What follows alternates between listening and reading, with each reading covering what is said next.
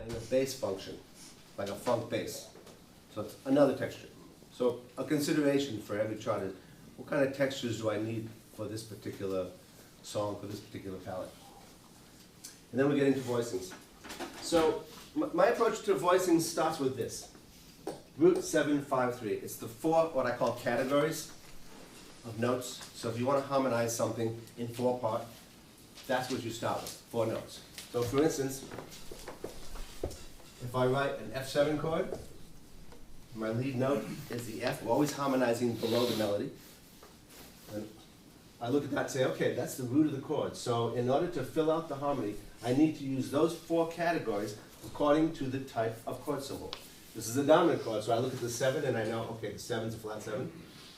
And I need a 5th, and I need a 3rd. So that would be very basic, putting it into that position. If I jump up to the 5th of the chord, I start here, I go down the chart, 3rd, and I continue that root, and 7 below it, root, flat 7. And we get that answer. It's pretty straightforward using that. And of course, that root 753 refers to the category, but doesn't refer to the individual notes. Because if I change this chord now to F minor 7, then I have C, A flat, F, E flat. So I have to spell the chord correctly according to the chord type. And so that's going to get me started. And it actually is the basis for much of what you can do in arranging. Just understanding that, because a lot branches off from this technique. Now so far I've made it easy because all the notes have been notes that are right in that list. But as you know, there's a lot of tensions available. And so you want to take this list and say, okay, if there are tensions, how do they interface with the 4 categories? And this is the way they do. The root category also includes a 9, a flat 9, and a sharp 9. The 7th category also includes a 6. The 5th category includes a 13, a flat 13, an 11, and a sharp 11. And the 3rd category includes the sus4. Now, which of those tensions we can use depends on the chord symbol. If we're talking about a major chord, we're not going to see flat 9s, we're not going to see flat 13s, but we could see a natural 9, we could see the 13 or the major 6. So it all depends on the chord symbol. But that shows you where they're related. So now, if I take voicing, and let's say I write this note, and it's an F13 chord. Before you can voice, you always have to identify what is that lead note. How does it relate to root 753? If you can relate it to root 753, the categories, then you can understand how to fill out the rest of the voicing. A mistake that a lot of people make is what I'm going to do now. They write that. Anybody having a doubt what's wrong with that? Any idea? Identify the lead note. This is the 13, right? There's the 13 right here. What category is it? 5th. So the next note that I write should not be the 5th. I've already covered that. In 4 notes in a voicing, you only have 4 categories, and you have to have 1 note from each category to make it work. So the correct way to do it is identify, okay, I have my 5th. After the 5th, I need a 3rd. Then I need a root. And I need a flat 7. Now we got the 13 voicing. So that covers different kinds of lead notes. Let's take, let's say I have F minor 11 and I have a B flat and a lead. What's the B flat? It's 11. Okay. You see the 11th on the chart? Where is it on the chart? At the 5th. Same thing. So here's the 11th. So now flat 3, root, flat 7. It's that easy. Along the way, as I'm voicing, I also know that I have possible substitutions inside the chord, not just from what the lead note is. So, for instance, I can take this voicing, and instead of using the root of the chord, I could use the 9th of the chord. Change the structure. Depending on what the chord symbol is, depending on what the function of that dominant chord is, it could be an F13 flat 9, an F13 sharp 9, F13 sharp 11. So there's a lot of variety, but it all starts from root 753. So if you understand root 753 and start branching off from there, then it's going to give you a lot of possibilities. Now the next logical step from here, when we play, we don't play everything in close position. This is called four-way close, this particular technique, where the voicings are this close together. And this four-way close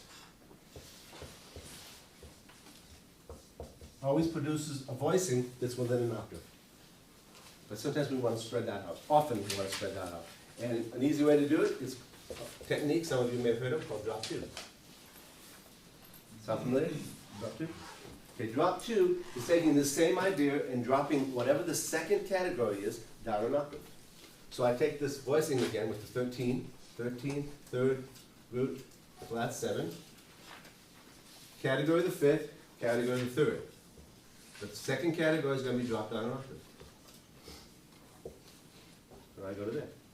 That opens up the voicing. Again, I have the availability of a tension, so I can put a 9 or a flat 9. So we're taking a very basic voicing and enhancing it quite a bit. So when I first played the F7 chord, I put the 5th on top. And I put the 13. So it's a little bit better. Then I added the 9. A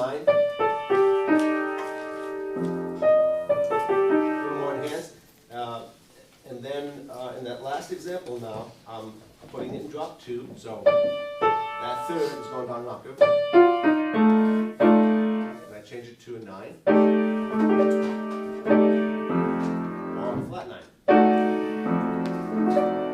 So quite a bit more rich than the basic chord that I started with.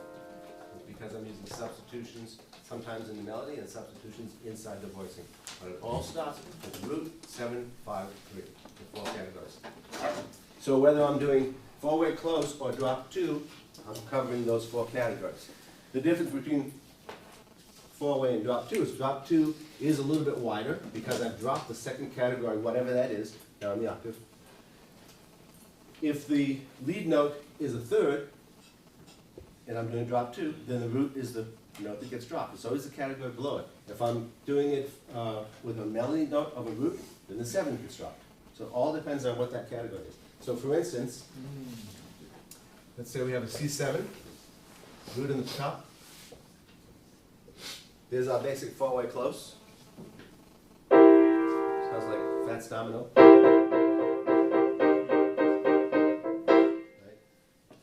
Put it in drop 2. I take the second category, in this case the 7, put it down an octave. So it opens it up, makes it a little bit more interesting. Then, again, I have availability of tensions. So I can take that 5th, and I can make it a 13.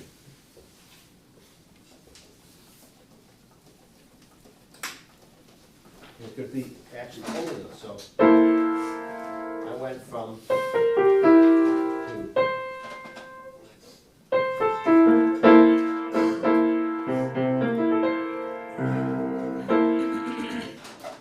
Now there's something really important to understand the way voicings work to determine how do you create a voicing that's more tense or more interesting, more colorful.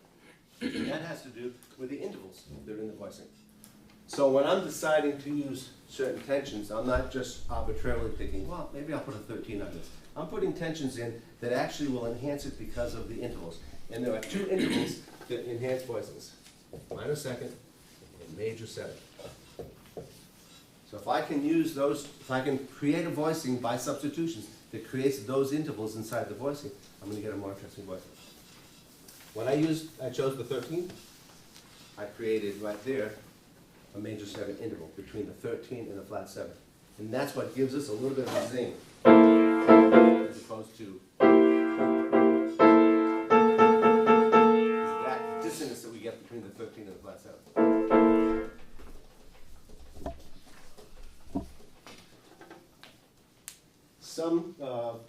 Some chords already have that dissonance built into them. For instance, if I go to a major 7 chord, sticking to F in the middle of that. And I write a major 7 chord in close position. Here I'm starting with the 5th, 3rd, root 7. The distance between the major 7th and the root is a half step. So I have that half step built into it. I already have it. case of this particular chord, for instance, if you want it to be a little dissonant, want to give it a little bit of zing, it's better to use the root than it is to use the 9. Well, you usually think, if I use a tension, it's going to get better. Well, in this case, it doesn't. So if I use the 9 instead of the root, look at that. It's a nice sound, but I've eliminated the minor second in the voicing. So I've eliminated that one note that actually gives it the zing. And you want to be aware of that. The more you can analyze chords and determine where those zings are, the better. You know, we already know there's a major 7 between the 13 and the flat 7.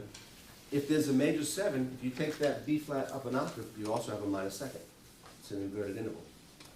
So for instance, a common voicing on C dominant in closed position with the 9 in the lead is to put the 13 in so we get the half step right there. Right half. Those of you that play piano or have done some comping, this is exactly the same thing you do. It's not different. Piano voicings work for saxophone. It's really the same thing, just different kinds of positions of these voicings. And piano players play this all the time. I'm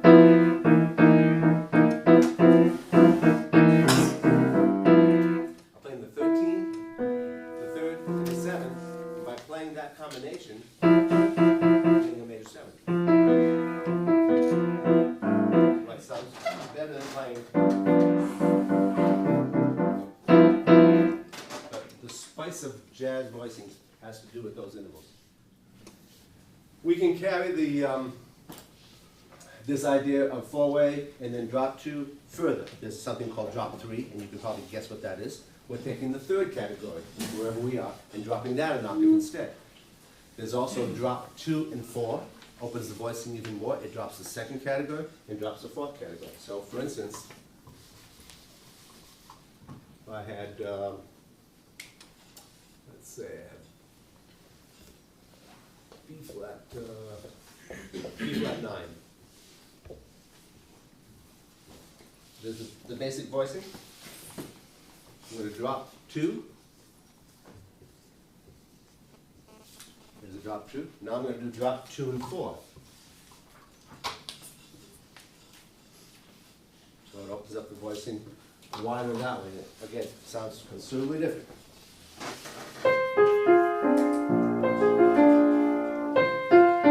There's drop 2. There's drop 2 and 4.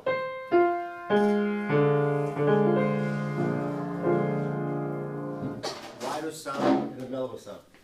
Now, along with the understanding the major 7 and the minor 2nd, there's another thing to consider, and that is how low you write the 3rd of the chord. Because this chord, with the bass player or the piano player playing the root at the bottom, produces that low interval of a 3rd down there. The lower that bottom interval, from the bass to whatever your lowest note is in the voicing, the darker the sound of the voicing. So this voicing sounds quite a bit darker because I moved that 3rd down. And I know that somewhere in the rhythm section, someone's going to be playing the B flat. So I'm going to hear that low interval.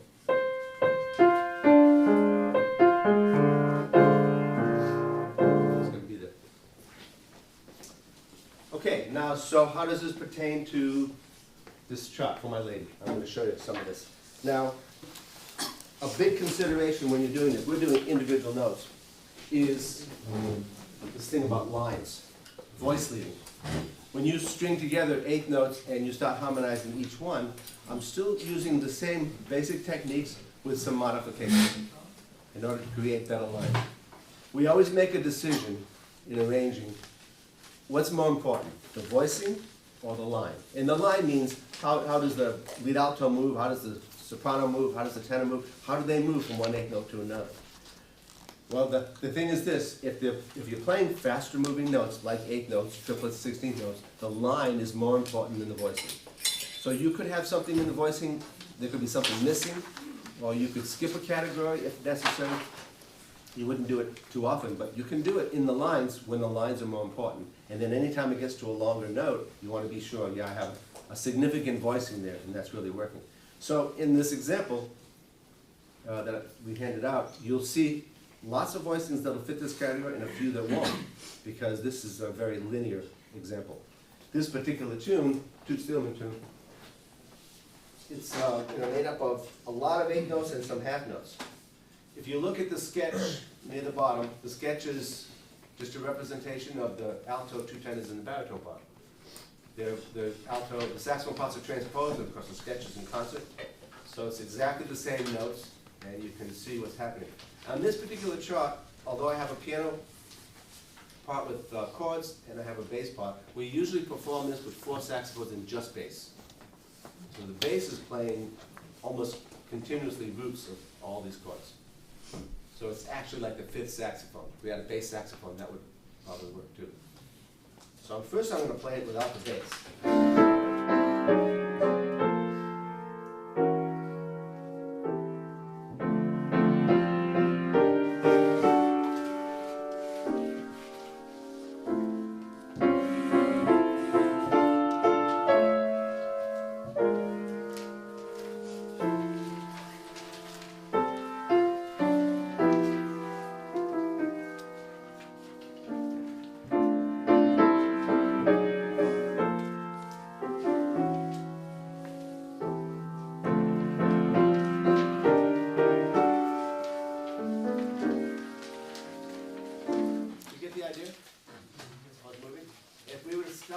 And analyze any of these, for instance, right at the very beginning, the first chord is a B-flat major chord. And I have F in the lead, so it's the 5th note category.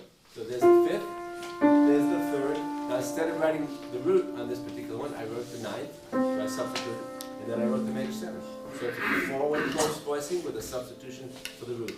The reason I substituted is because the bass is going to play the root. Next voicing, second one, it says A minor 7 in the piano. This is the A in the melody beat 3. What did I do? What is it? Anybody know? What did I do? Someone take a guess. Yes. You played a minor triad in the first, and then you played a major. So it was a major 3rd. But how does it relate to what we were just talking about? There's 4-way close, there's drop 2, there's drop 3. Take a look at it. Think of the categories. It's an A minor 7 chord, and the category, the lead note is the root. Yes. I'm gonna guess, did you drop 2? You're going to guess right. Nice. Right. Root is in the top, first category. The second category with the 7th. My 7th is down the octave. Then the 5th, and then the 3rd. So it's just that. It's just drop 2. Just took the voicing. And I dropped it because we start with a melody that's kind of low, and as the melody gets higher, we need to spread it out. It's also more interesting. I could follow it along and go, and have everyone stay in a close position and move, and that would be one way to do it. But often we want to create an expansion of the voicing contrary motion by having the baritone get lower and the lead alto get higher. So by changing positions, so listen to the top and the bottom. This is the alto and the baritone. Carries a little bit more interest when you have that contrast, and it's just by using these techniques.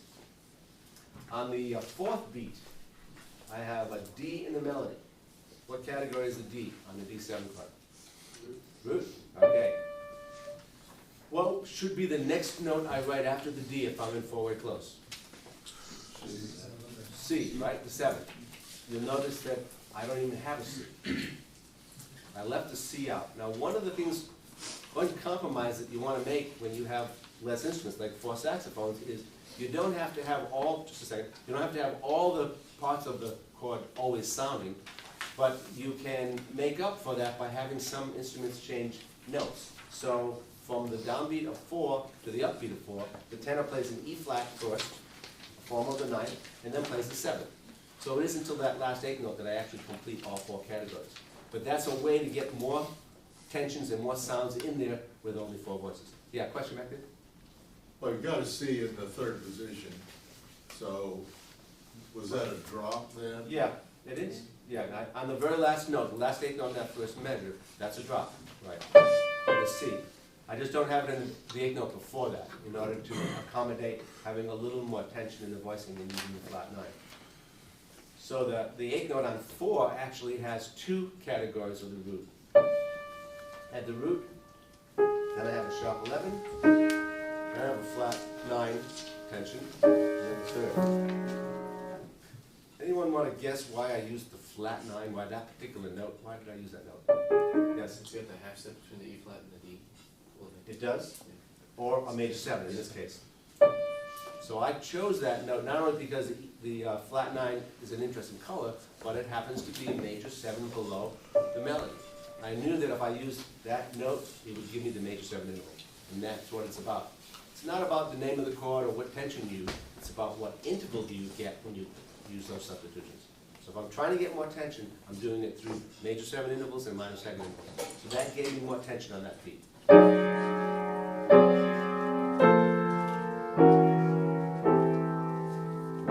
Back to close position again.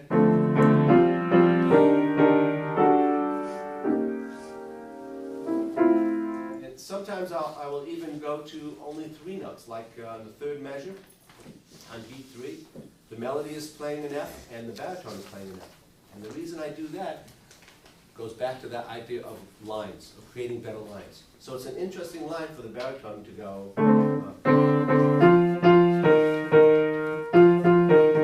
spread out from the alto to the E flat to move out. Also, if every voicing you create is ultra slick and ultra tense, then you'll lose the effect. So it's better to have some voicings that are a little more plain, and then when you bring in the tensions again, wow, that's kind of rich. So you need that. You know, if you have super duper ice cream all the time, it doesn't become super duper. Have some vanilla ice cream, then have super duper. Or Rocky Road would be my favorite. You know, I would get sick of Rocky Road if I didn't occasionally have some vanilla. And I would much rather have Rocky Road.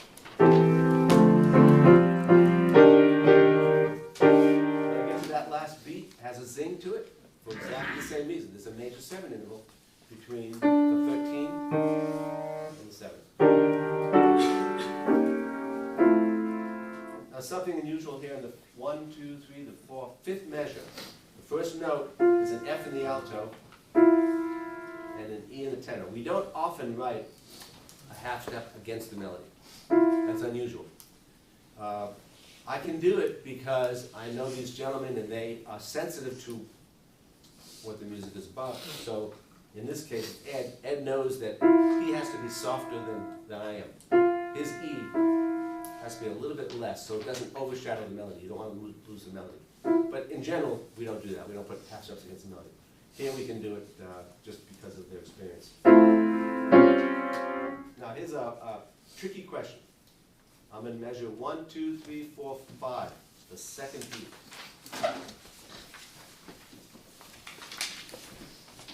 Second beat, the melody is F.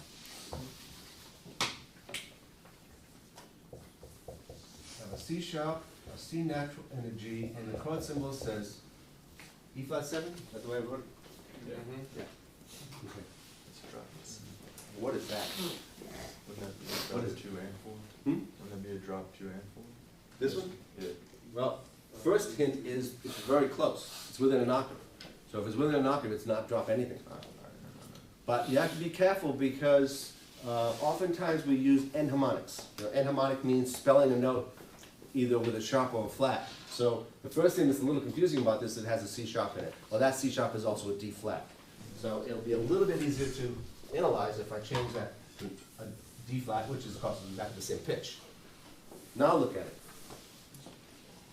You start this procedure every time by identifying the lead note. How does the lead note relate to this magic rectangle I call it? It's not that magical, but It's a root. it's the root, right? All right. So if that's the root, look at the next note. What is it? What's the next note? 7. Okay. Well, root 7 so far. I'm just going right down this chart. Next note is a C. What's the C? Anyone? 13. Okay. How did I do that? Well, 13 is a substitute for the 5th. And the last note is the 3rd. So it's a 4-way close voicing. It doesn't look like it when you first see it. You see a C sharp and a C natural. It looks a little unusual. But actually when you analyze it and change it enharmonically, it's just a 4-way close position voicing with a tension in the top, the ninth, and a tension here is the 13th. The 9 and the 13. So those little substitutions make this, instead of sounding like, here's with the root of the melody, here's the 9 in the melody. It's okay, but a little plain, but you change the 5th to a 13 and you get this.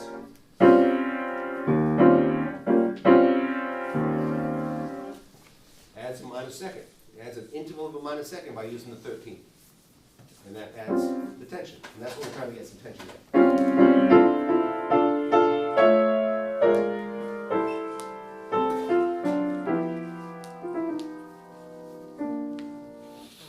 When we get to two measures before 10, measure 8, you'll see a little bit of movement in the tenor. So I'm starting to get into some other lines, and a couple of reasons for doing that. One is the melody's holding whole notes, so it's kind of stagnant, there's not a lot of motion, so I'm introducing some other motion, but it also gives me the opportunity to introduce some other tensions. At the beginning of the line, Ed is playing the E natural on a G7, which is what? 13 again, okay. And then he plays a triplet figure, and moves chromatically to the E flat, which is the flat 13. So I'm now having a measure that has a flat 13 or sharp 5. Two different versions of that by creating an inside line. Question, Becky? Yes, I had a question about, on that last example, the E flat 7 or the E flat 9. Yeah. And that is on the substitution. When I go over to the chart then, when I see a C and an E flat, I think 6. I don't think 13. Okay. Here's the rule for that. Anytime you have a flat 7 in a voicing, then that 6th is a 13th. We call it a 13th. Once you get to a flatted 7th as opposed to a major 7, then we consider the 6th degree of the scale a 13. Attention 13. So it's an extension above the 7th. 7, 9, 11, 13. So it's the same pitch, but we call it a 13 anytime it's a dominant chord. Okay? So introducing a little bit of motion, as I said, you hear it in the tenor part, and it grows on a little more. I'm trying to keep the interest up on this, so when I get to 10, I get even more motion. So now the tenor and the first and second tenor are both moving, opposite directions, forming some triplets, and creating some voice leading to the next chord, to the C7.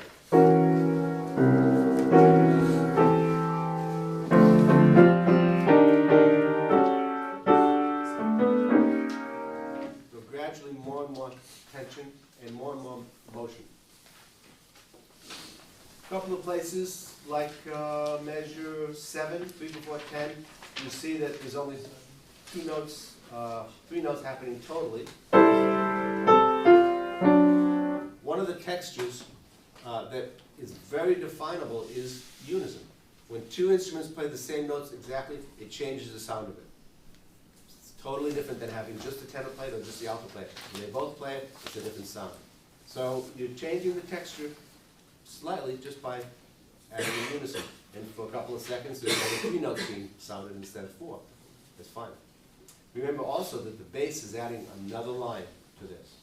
So harmonically, it sounds relatively complete most of the time just because of the bass in combination with the saxophones. Questions? I have. Yes. Why did you choose to do unison line right there? Why do you think it was a good spot?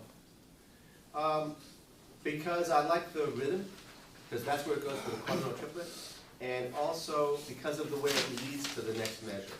You know, a lot of times it has to do with where it's going. You'll notice that the tenor, when it plays that unison, it leads very well to that 13 in the next measure.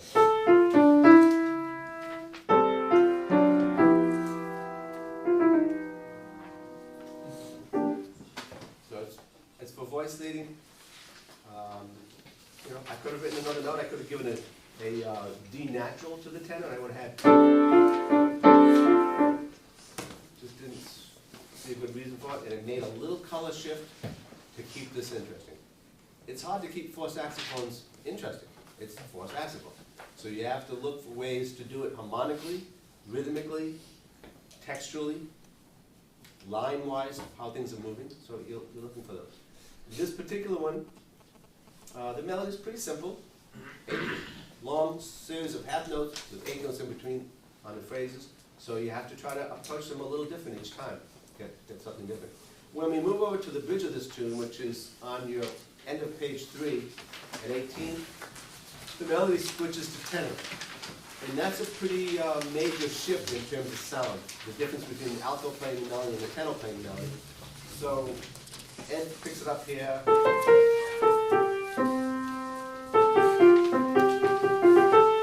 And now some of the saxophones are being used as accompaniment, so I'm not harmonizing the melody with the tenor playing. Now I'm doing it a different way. It's melody in the tenor, and other saxophones are separated from that, and just doing an accompaniment.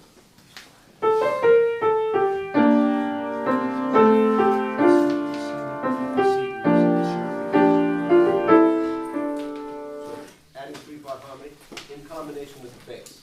If I was to play just the bass and the background and the saxophones, you'd get. You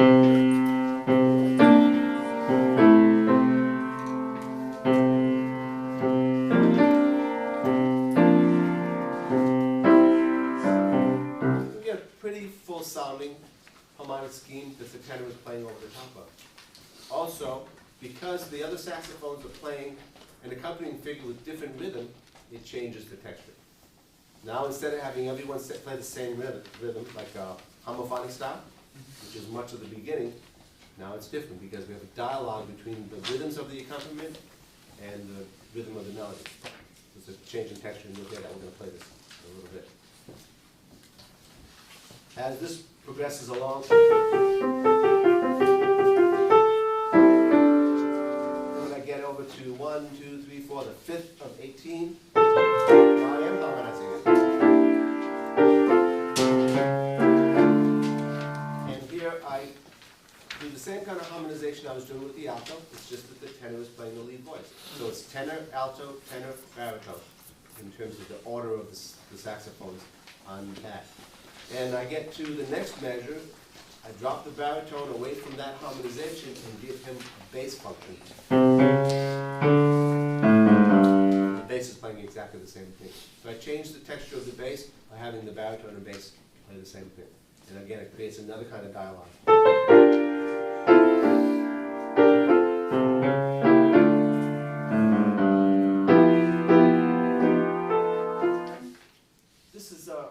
This spot, when I get to the quarter note triplets, is a high point of this particular part of the tune.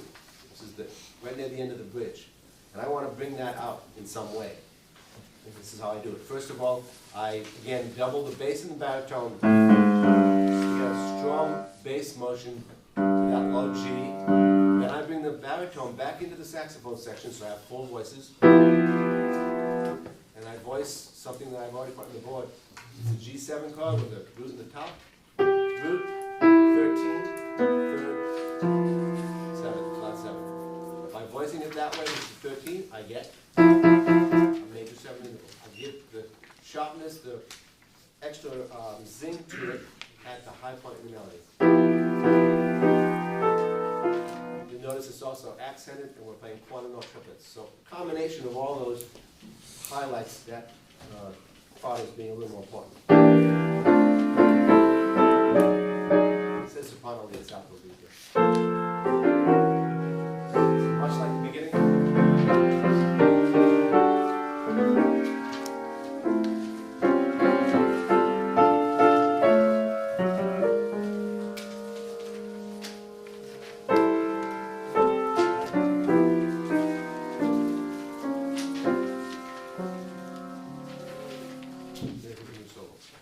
Questions? I think we should play this live now.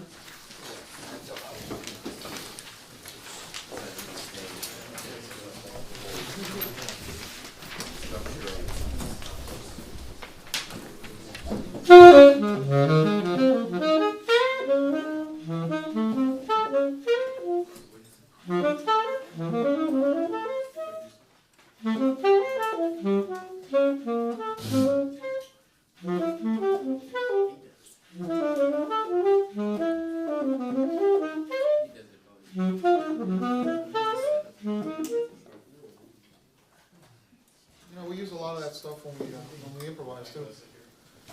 When I play, if we get to the I'll show you what I mean. But anytime you have the opportunity to play a minor second or you have a seventh, that creates a lot of romanticism in solos. That's why some of the stuff we were talking about yesterday with the pentatonic scales, or those altered pentatonic scales, are so effective because the traditional major pentatonic scale has no half step, so therefore has no major seventh. But the other ones do, and so all of a sudden you start to get these. But a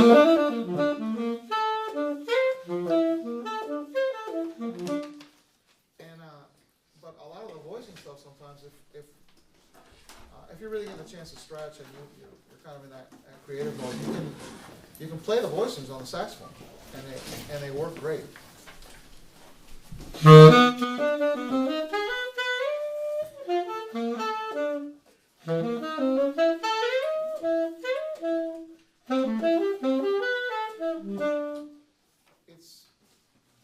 There's a lot to think about, but I learned a lot in Gary's arranging class, not only in terms of writing, but in terms of playing. And it certainly helps in terms of improvising, because it always keeps it fresh.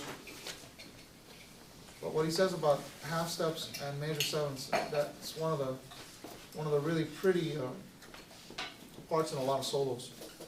You hear that kind of anytime you have a chance to play a minor second. Ten is not gonna.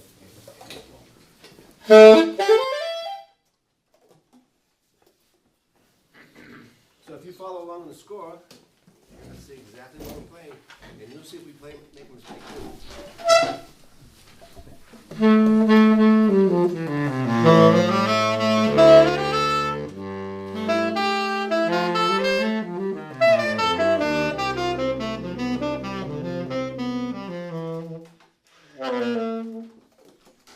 Things about this, we're going to play beyond your 6 pages. The whole score goes 13 pages. After we finish playing the melody, which, as I said, is alto playing the melody in harmony with the saxophones, and then Ed takes it over on the bridge, and then I play the last bit of the A section, so it's an AABA form. Then Ed has a solo with the bass. You won't be hearing the bass, so we'll just be hearing it. And then after the first 8 measures, we played some backgrounds behind his solo that fills in some of the harmony. And again, the bass would be playing along with that. And the other thing we do is I decided to have this arrangement go to double time. So it changes the tempo to twice as fast. So it gets into a faster swing style for a section. And then it goes back to the slow half time. And we finish off the melody.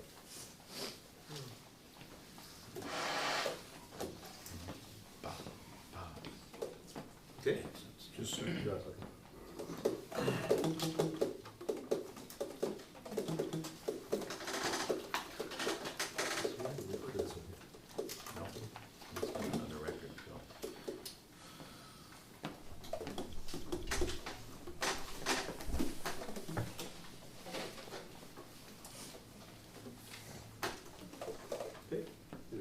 One, two, three, four.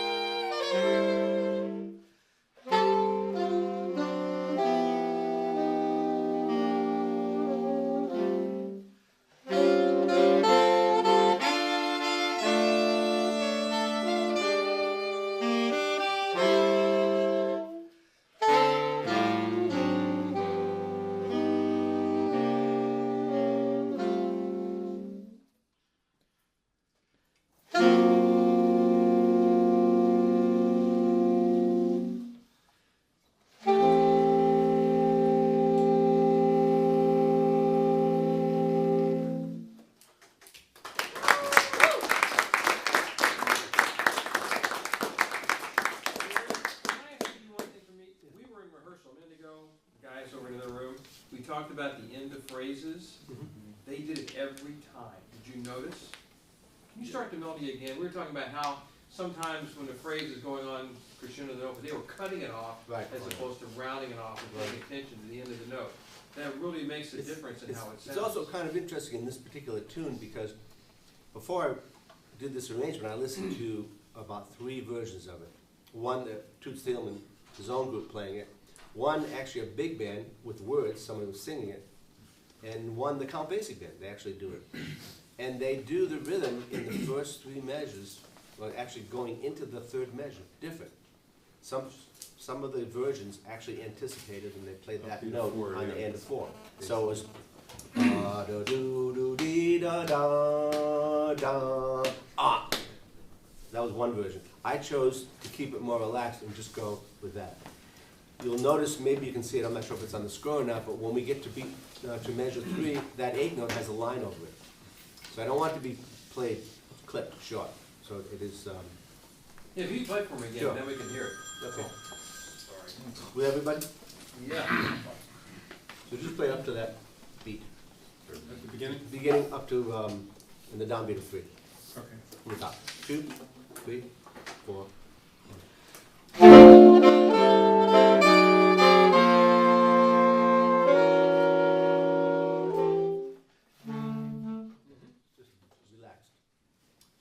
Sometimes, if it's something you've written, where you can make some changes to it, one of the changes that we often make is deciding where do we want to articulate and where do we want to slur. So we could even slur into that note and make it even a smoother transition into measure 3. So, and those are the kind of changes in rehearsal that we make, we decide on, as a group, to try to make something get the right effect. And this is supposed to be pretty smooth. 12/8. Swing feel, but kind of smooth. So we want those light attacks. And there are examples in our music where we do a very hard attack, or hard cutoff, I should say. Yeah, hard attack. We had hard attacks. Yeah. We had one last night, didn't we? I think I did. But hard cutoffs. I can't think, what's the tune we go, we have some of those, Wow. So sforzando, crescendo, and cut. So it's got to be appropriate to the piece. You should bring up one other factor too. You notice we're not playing with the rhythm section, and there's a lot of stuff in this piece that is just quarter notes and half notes. How do we stay together? How do we keep going? How does it not get loose? the key. When you got a whole group like this and we're just playing half notes and quarter notes. Subdivide all the time, all the time. How many of you, when you see a half note, think, oh, I don't have to think for a minute? You see a whole note, it's like, oh. You can relax for 4 beats. You can relax for 4 beats. Whoa, you're gonna be in trouble. Right. All the way through this piece. Do, dee, sham. 12/8, so we're thinking all the triplet subdivisions of the 8th note. So I'm playing ba do do do da da da da da da do do do do da. That's what I'm thinking. My favorite drum is playing in my ear, And so I can keep that going. Because otherwise it's going to be dum. you're gonna wait for the guy next to you to play And then before we're going to be a you little play. slower. And then we're going to be a little slower. Right. It takes a major effort to get in the habit of doing that. Subdivide all the time when you're playing, and keeping the tempo is something we strive to do. And it's not easy. We're not always 100% successful, but that's a real goal. That's why when Samir, you asked me about practicing with a metronome. I don't put it on 2 and 4 because it's like time is like a ruler, and the more subdivisions you have in the ruler, you know, whether it's centimeters or inches, or the closer you're going to approximate, the closer you're going to get to being in time. And with a metronome, you as the artist have the advantage of being able to pull something back or pull it forward. But if I was going to practice this, if I was going to make a student practice this, I'd put the doctor beat, it would be going, and the other ones would be going. So that one would be louder than the other ones, but they'd have to listen to all 3 subdivisions, because if you want to straighten it out, you can, but that way there's no fudging. And we try not to fudge. And you also hear things that we do, like for example, something Gary said about writing unisons. When he and I play the unison notes, those triplets, you notice that my sound almost changes. It becomes much more opaque, and my job is much more to sound like one guy than it is like 2. And also, when we have moving lines, we typically put a little weight on them, so that the other guys know that we're kind of generating the time at that point. And so, without sounding exaggerated, we sort of push them a little bit. And that's one of the nice things about his charts. He writes those counter melody things, and it helps us keep the time going. It's sort of like a reminder not to drag. One of the things as a writer you're trying to do is you're trying to make all the parts interesting. You don't want anyone just to say, well, my part is just holding a lot of whole notes. That's kind of a drag. That's no fun. I've been there. So you try to make them interesting. Try to come up with some lines. There's baritone lines, there's second tenor lines, first tenor lines. And play 3 measures before 18 as if I'm not playing. So this is where we go to unison. He's going to play it with his inflections. I'll play 1 bar before, so I go.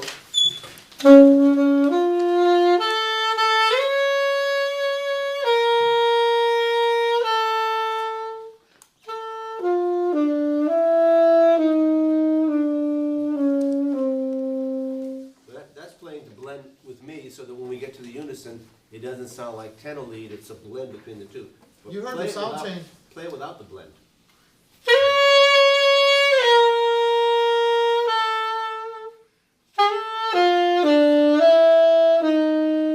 The minute I do that, my sound's gonna stick out like a So sore now thumb. that's playing for the individual sound, which is great. You need to have that, and he has it in truckloads.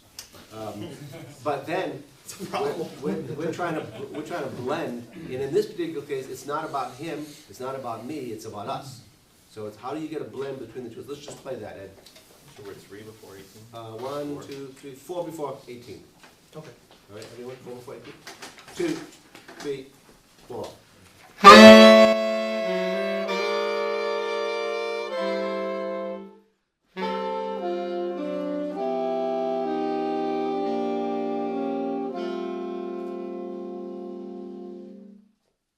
So we're blending that melody. It had a little bit different character because the 2 of us played it, but it wasn't sticking out more tenor than more. It's all part of the process. It's one of the great parts of music. And it's really, I think, one of the most important parts of music, because when you play in a horn section, for example, my joke is that I'm the world's best second trombone player. If I'm playing in a 3-horn section, you know, Gary writes a 3-horn section chart, my part is usually the least important. it's usually the trumpet and the trombone are gonna, you know, Earth, Wind, and Fire. The saxophone player really kind of fattens it up and adds some other stuff, but, so you learn to blend, and here I have to, a lot of times I blend with Gary, and a lot of times I blend with Gary playing the soprano. And that's a whole nother animal, because that, he just doesn't have as much, you know, physical, when he plays a tenor he can blast, but he can't do that on soprano. If I force him to do that, it's gonna make him nuts. So now we all change our sound. Mike Brignola probably has the hardest job in the band, because when he has to blend with the little guys, you know, that thing's big. So he's gotta do a lot of shifting, and there's a lot of color stuff that goes on. It makes it fun. It makes it real, you really have to listen. The other thing that makes it difficult for Mike, I have no mercy writing for him because he's a tremendous player. So I can do it. I just figure he can do it. Last night we played this Childhood Memories, and there's a place where we're playing this counting line.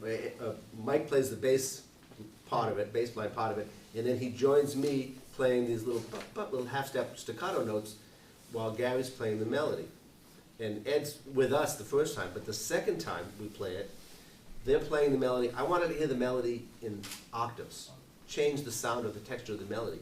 So how could I get the half-step ding, ding, ding, ding? Well, Mike has to do both. So he goes bonka ding, ding, bonka ding, ding. So he's taking over the tenor part and still playing the baritone part. That's So, challenging it's with challenging. that's probably why I can't play a really big tip opening, because to have to go that wide, to go from like a low note up to maybe my high C sharp like it does on that line. It's easier with a slightly smaller tip opening. It's the challenge of you only have 4 people, and if I decide 2 of them are going to play the melody, but I still want to hear, it's this thing. I want to hear this accompaniment. It's something like this.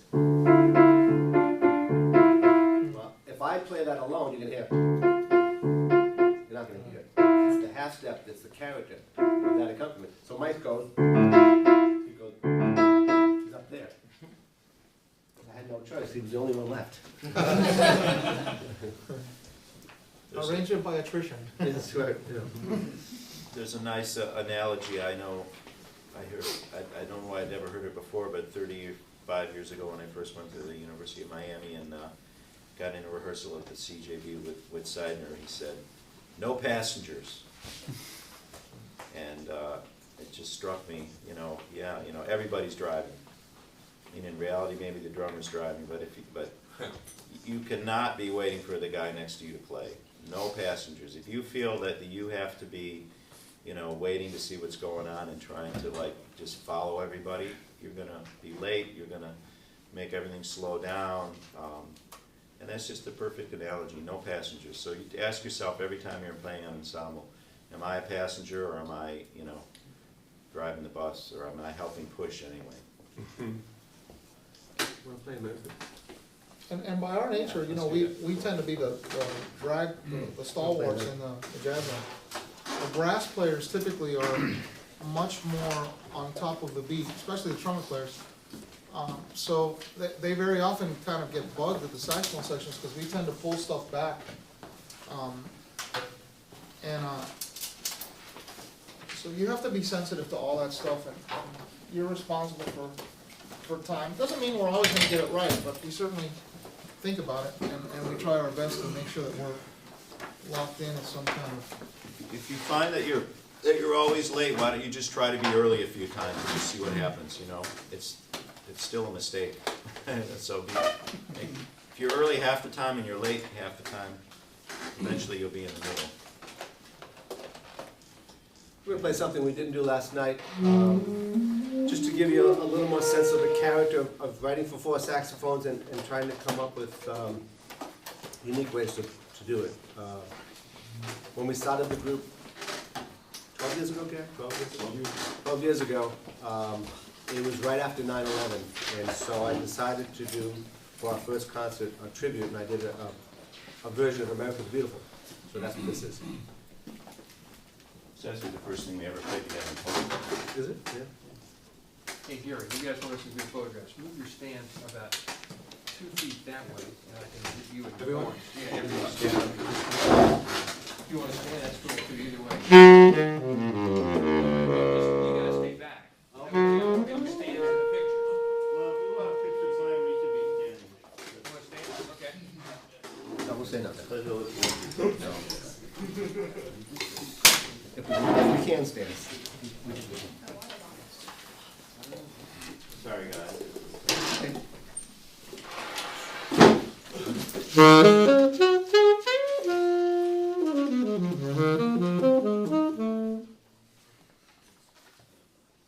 We were talking about textures at the beginning and coming up with, you know, how many different textures can we name in a saxophone section. I left off four very good textures in the saxophone section. One of them is just baritone, one's just alto, one's just soprano, and one's just tenor. All unique, and when they're playing alone, it's a unique sound. So you'll hear that texture as well as quite a few others. No, lest I start up. I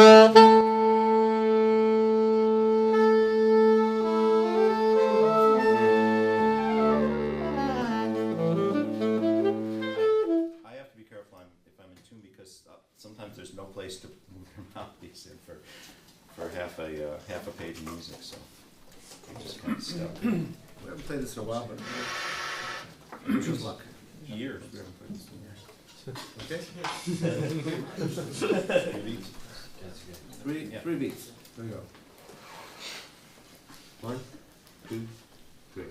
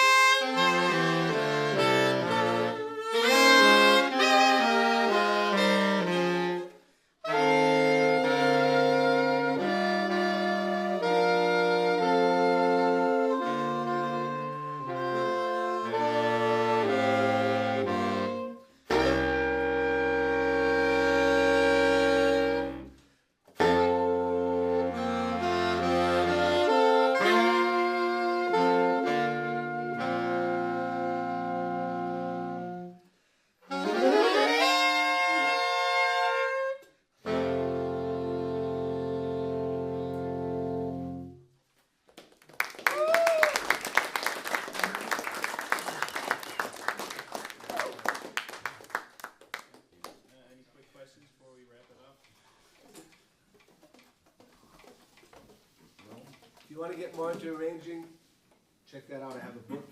I'm not trying to push my book, but it is actually the best book in arranging. But it is my opinion, so. Buy the book. Thank you, You Mike. never have too much information. Right. Hey, thanks for having them come out. Guys, give them another round.